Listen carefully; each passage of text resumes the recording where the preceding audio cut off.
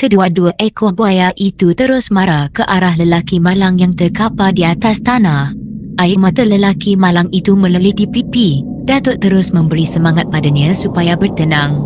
Datuk tidak akan menyerahkan tubuh badannya untuk dikoyak-koyak oleh buaya ganas dengan begitu saja.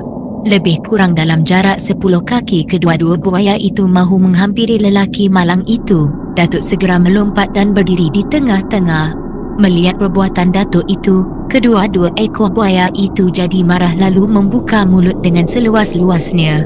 Datuk sudah bersedia untuk menghadapi sebarang kemungkinan. Kedua belah tangan Datuk terus memeluk tubuh, matanya tepat menikam ke arah kedua-dua ekor mata buaya itu. Tumit kiri Datuk tekankan ke bumi hingga terbenam separas buku lali. Datuk membongkok lalu menghentakkan pangkal siku kanan ke tanah. Datuk terus duduk mencangkung dengan menekan kepala lutut kiri ke bumi dan kepala lutut kanannya bertemu dengan dagu. Kedua-dua ekor buaya itu merapatkan kembali mulutnya dan cuba mahu merangkak. Ternyata buaya itu tidak boleh bergerak. Datuk sudah pun menguncikan sendi-sendi kaki buaya itu. "Tutup mulut kamu." Saya terdengar suara Datuk dan kedua-dua ekor buaya itu merapatkan mulutnya. Datuk segera bangun sambil memeluk tubuh. Kedua belah kakinya dikangkangnya sedikit. "Sekarang kau kembali ke lubuk kamu dan pulangkan mayat anak cucu aku yang kau binasakan itu," kata Datuk dengan lantang. Datuk terus melompat setinggi 4 kaki dari paras bumi. Bila kaki Datuk menyentuh bumi, kedua-dua ekor buaya itu masih terpukau lagi di tempatnya. Datuk lalu memerintahkan orang-orang kampung itu mengusung lelaki malang ke rumahnya. Perintah Datuk segera dipatuhi. Datuk kembali berdiri di hadapan kedua-dua ekor buaya itu. "Pulang!" serga Datuk lagi dan buaya-buaya itu bagaikan baru tersedar dari tidur. Segera berpusing lalu terjun ke dalam sungai dan air sungai kembali bergelombang dan airnya memukul tebing.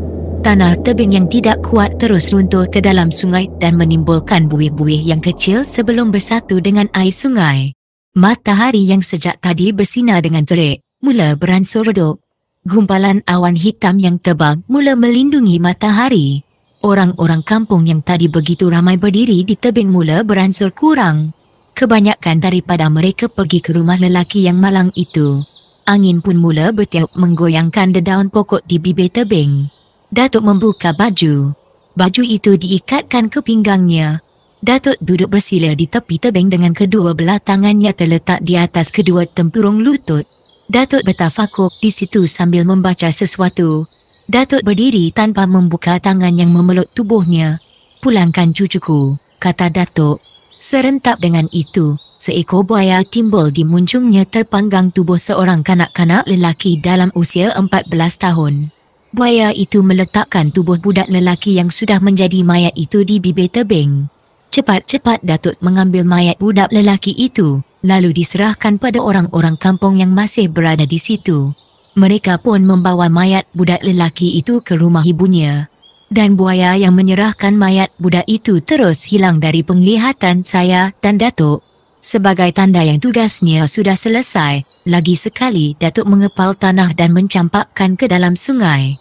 Bila tanah itu bertemu dengan air sungai, dengan sekelip mata saja timbul berpuluh-puluh ekor buaya di permukaan air sungai Tanjung Ara. Buaya-buaya itu mempamerkan badan masing-masing sambil melibas-libaskan ekornya pada permukaan air sungai. Melihat keadaan yang ganjil itu, wajah Datuk segera berubah menjadi cemas tidak menentu. Dia merenung muka saya. Sebenarnya, ada orang tertentu yang menaikkan semangat buaya itu supaya menjadi ganas, kata Datuk sambil menarik tangan saya pulang ke rumah alang botak. Petang itu juga mayat budak lelaki yang jadi korban buaya dikebumikan. Dan lelaki malang itu terus menerima rawatan dari Datuk. Sebelum menjelang waktu maghrib, lelaki malang itu kembali sihat dan terus membantu kerja-kerja kenduri-kenduri di rumah alang botak. Sepanjang malam itu orang-orang yang berada di rumah alang terus memperkatakan tentang peristiwa yang berlaku pada 11 siang tadi. Sesungguhnya, peristiwa yang terjadi itu mencacatkan kemeriahan suasana kenduri di rumah alang botak yang kemuncaknya akan berlangsung pada esoknya. Bagi menjaga keselamatan diri orang ramai, pengumuman segera dikeluarkan oleh ketua kampung yang menasihatkan orang-orang kampung supaya jangan mandi di sungai. Malah, Anak lelaki alang botak yang bakal jadi raja sehari itu dilarang sama sekali melintas di atas jambatan, begitu juga dengan pihak pengantin perempuan. Hari itu adalah kemuncak segala kemeriahan di rumah alang botak. Pagi-pagi rumahnya sudah dikunjungi orang ramai. Kira-kira pukul 10 pagi, macam-macam permainan diadakan di balai yang dimulai dengan silat, tarian zapin dan permainan dabus. Kira-kira pukul 12 tengah hari, kampung kecil itu menjadi gempa kerana ada orang yang mengingkari pesanan ketua kampung. Akibatnya 2 orang sudah menjadi mangsa buaya. Pukul 1 tepat, 3 orang lagi menjadi korban buaya. Buaya-buaya di Sungai Tanjung Ara mula mengamuk. Siapa saja yang berdiri di tebing akan terus dilibas oleh buaya-buaya itu dengan ekornya. Datuk sudah tidak mampu mengatasi masalah itu. Dia mengaku ilmu dunia yang ada pada dirinya tidak boleh mengalahkan buaya-buaya tersebut. Dengan bantuan orang-orang kampung, tebing sungai itu lalu dipagari dengan kawat berduri. Apa yang terjadi tidak mengganggu gugat rancangan yang sudah diatur. Acara persandingan terus dijalankan. Bila acara persandingan itu tamat, satu mesyuarat kecil telah diadakan di halaman rumah alang botak untuk mencari jalan bagi mengatasi masalah yang sedang dihadapi. Dalam mesyuarat itu orang-orang kampung meminta Datuk menggunakan kebolehannya untuk menghalau buaya-buaya ganas tersebut. Datuk tidak dapat memenuhi permintaan mereka. Menurut Datuk, kebolehan yang ada pada dirinya masih belum cukup untuk menjinakkan buaya-buaya ganas itu. Kejujuran yang Datuk tunjukkan tidak dapat diterima oleh orang-orang kampung. Kamu sudah membuktikan di depan mata kami, usahlah kamu berdalih. Agaknya kamu yang memuja buaya-buaya itu supaya menjadi ganas. Sebelum kamu datang buaya-buaya itu tidak mengacau kami, seorang lebay muda menghujah Datuk di hadapan orang ramai. Pendapat lebay muda itu mendapat sokongan sebahagian besar dari orang-orang kampung. Datuk berada dalam suasana yang serba salah. Apa yang saya lakukan semalam, sekadar mendapatkan mayat budak itu. Dari percubaan pertama itu saya dapat mengesan yang buaya-buaya itu diarat oleh orang-orang tertentu yang dapat mempengaruhi buaya supaya mengganas. Datuk memberi penjelasan dalam percubaan membersihkan nama dan dirinya. Mungkin di antara buaya-buaya itu, ada buaya jadi-jadian, tambah Datuk. Orang ramai terdiam sejenak, mereka berpandangan sama sendiri dan berbisik-bisik. Lebay muda yang berkulit cerah bangun lagi. Keadaannya lebih bersopan santun dari tadi. Dia memperkenalkan dirinya. Maafkan saya, kalau perbuatan saya tadi menyakitkan hati tuan. Nama saya Kamarudin dan saya bekas anggota tentera laut dan sekarang membuat kerja menangkap udang di Sungai Tanjung Arani. Apakah yang patut kita lakukan sekarang? Datuk merenung muka lebay muda itu sejenak. Datuk merasakan lebay muda itu memang jujur orangnya. Tidak berdolak dalik atau mahu menguji Datuk. Dia bercakap apa yang difikirkannya patut dicakapkan, sesuai dengan keadaan dirinya yang baru berusia lebih kurang 40 tahun. Kita cari pawang buaya yang handal, kata Datuk. Kalau begitu kita panggil Saadun Juling, jawab salah seorang penduduk kampung. Dia tu tinggal di mana? Lebay muda bertanya. Di Sungai Rotan, jawab orang yang mengeluarkan cadangan. Saya setuju dan saya boleh membantunya, Datuk memberikan pengakuan. Kata sepakat pun dibuat. Beberapa orang penduduk kampung Tanjung Ara disuruh pergi ke Sungai Rotan menjemput Saadun Juling. Permintaan itu tidak dihampakan oleh Saadun Juling. 2 hari kemudian, pawang buaya itu sudah pun berada di Tanjung Ara.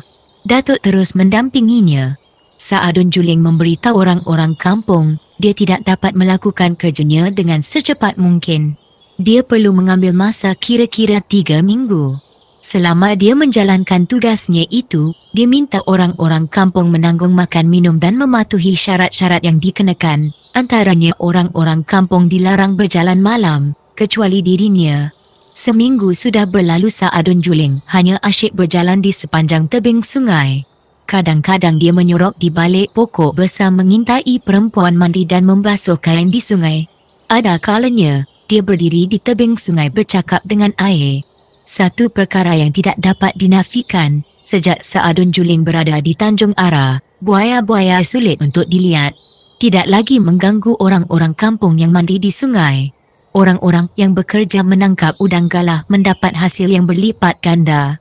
Hal ini meyakinkan orang-orang kampung yang Saadun Juling itu seorang pawang buaya yang handal. Masuk minggu yang kedua, seorang suami di kampung itu mengadu pada Datuk secara sulit-sulit tentang isterinya yang telah berjaya dipujuk rayu oleh pawang buaya hingga melakukan hubungan sulit.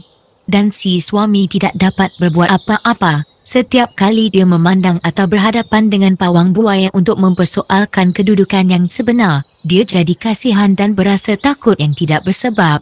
Si suami cuba membentangkan masalah dirinya pada orang-orang kampung. Mereka tidak dapat menerima lalu menuduh si suami itu berniat jahat terhadap pawang buaya yang mahu mengembalikan suasana aman di Tanjung Ara. Masa bila dia membuat hubungan sulit itu? Tanya Datuk pada si suami. Malam. Waktu tu, kau berada di mana? Di rumah.